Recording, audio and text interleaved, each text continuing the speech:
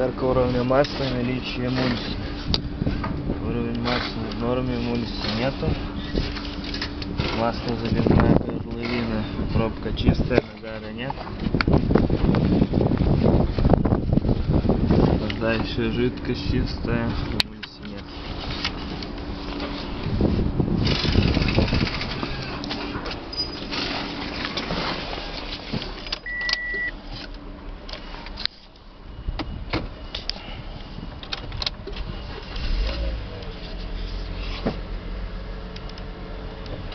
Ошибок нет.